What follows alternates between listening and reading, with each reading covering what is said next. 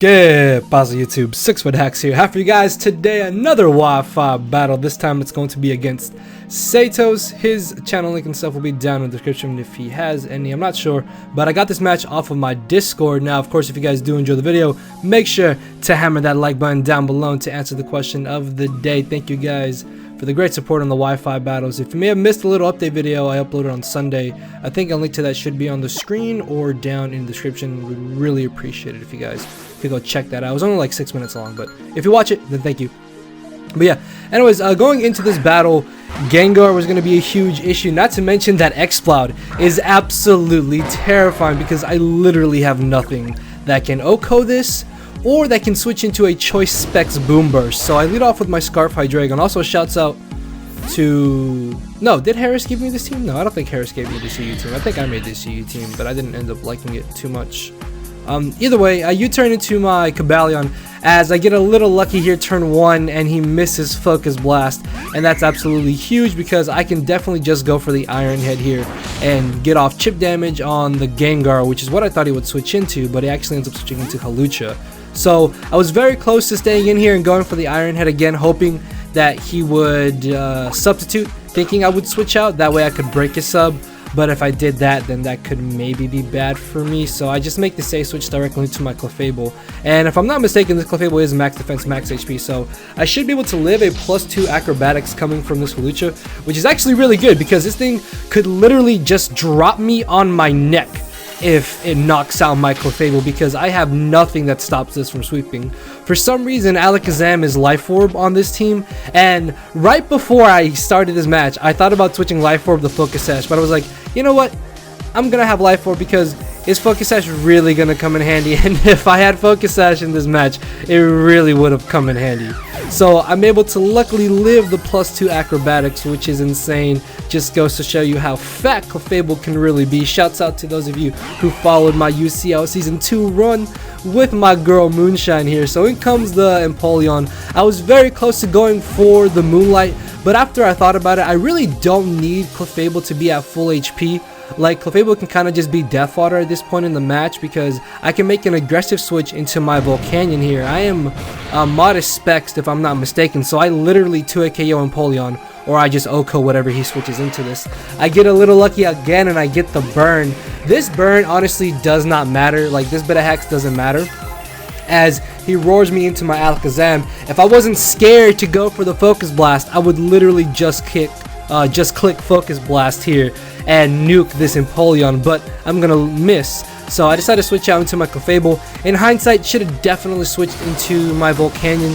Like, I really had no reason to bring Clefable here because then I kind of contradict what I was talking about earlier, where I don't need Clefable at a high amount of HP because for some reason I bring Clefable thinking, oh hey, I can go for Soft Mold, when I should have brought in Volcanion and then clicked Fire Blast and just nuked this Empoleon.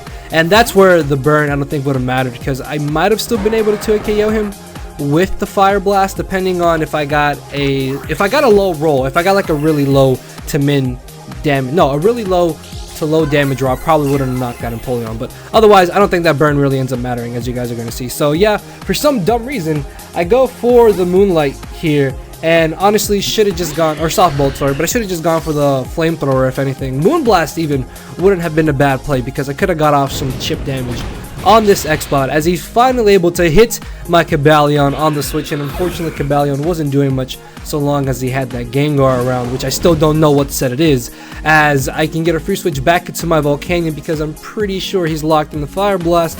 I'm gonna click my own Fire Blast. I don't know why I can't say click today. What? I'm gonna click my own Fire Blast and I miss. So that kind of sucks, but I mean it does make up. No, I mean it doesn't make up for anything. I mean that miss just really doesn't matter at all, is what I was trying to say. That Focus Blast miss though, that was absolutely huge, but it is Pokemon and I missed plenty of Focus Blast before. And again, I really don't think the burn on Empoleon mattered because I would have knocked him out either way. So down goes the Empoleon, in comes the Crocodile, and I was so close, so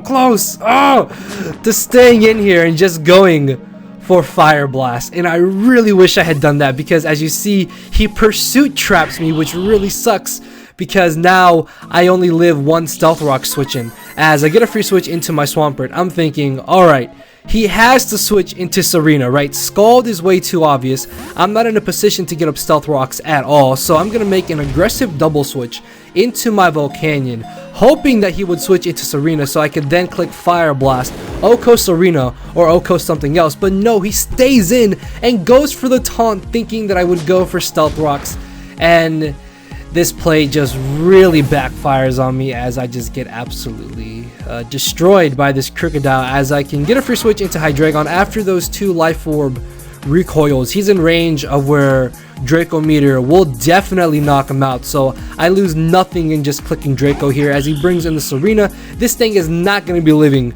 to max special attack Draco Meteors. I'm very positive of that, as I actually get a crit and knock him out. I'm pretty sure I would have 2KO'd him, so I don't think this crit mattered. I guess he could have saved it for Death Otter, like he could have switched out and then switched something else in, but then whatever he brought in would get chipped down by -2 Draco, so I really don't think that crit mattered. But it did help me to knock out the Serena, as in comes the Exploud. This is where me not needing Clefable at full HP really comes back to bite me, because if I had gone for the Fire move or the Moon Blast on the incoming Exploud, that extra little chip damage would have been really good for me, as you guys will see. But now I can get a free switch back into my Hydreigon, and I just click Draco Meteor, knock out Exploud, knock out Gengar, or as you can see here, I'm going to knock out this Crocodile because he sees that this is his most useless team member, especially because I do still have Swampert. Crocodile cannot beat Swampert 1v1. So he's just going to fodder it off here, which is really good because it looks like I can maybe win this battle. Depending on how things go, I should be able to win, as back comes this Exploud. I have a choice to either sack off my Swampert or sack off my Alakazam because I don't have Focus Sash on it. And I decided just to sack off the Swampert. If he's Scarfed, which I highly doubt, I can maybe live to, but even then, I don't think I can, just because Exploud hits stupidly hard with Boom Burst. As he gets a crit there, that crit doesn't matter. I would have been knocked out either way.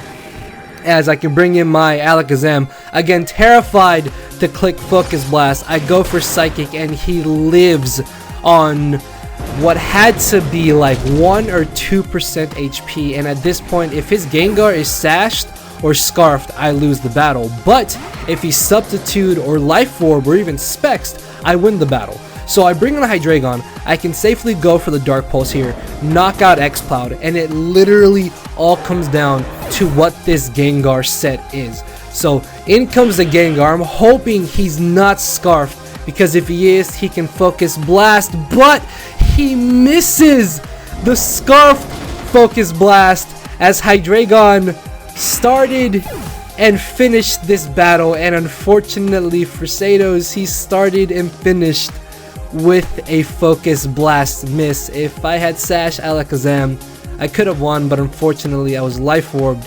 And if he had hit that first Focus Blast and this last Focus Blast, Saitoz definitely would have won, but unfortunately that is Pokemon and that is the game we play sometimes. I've lost many of battles due to hacks. We will definitely have a tiebreaker battle. If you guys did enjoy the video, make sure to hammer that like button down below. Answer the question of the day, guys, and check out the 2 videos on the end screen if you've not seen them already. Also, watch that little update video thing he uploaded on Sunday. We really appreciate it if you guys would go check it out. So I will see you tomorrow. Later, everybody. Thank you all for watching. Cause my brain and heart are both tied in a knot, and this hinders me from crying a lot. This causing me to show no emotion, but when I said I cared, I wasn't joking. But I guess it's too late for me to become broken. For now, I'm living with no more pain, tears of hoping. I'm just coasting. Yeah, I said I'm coasting. No more pain, tears, and hoping. For real.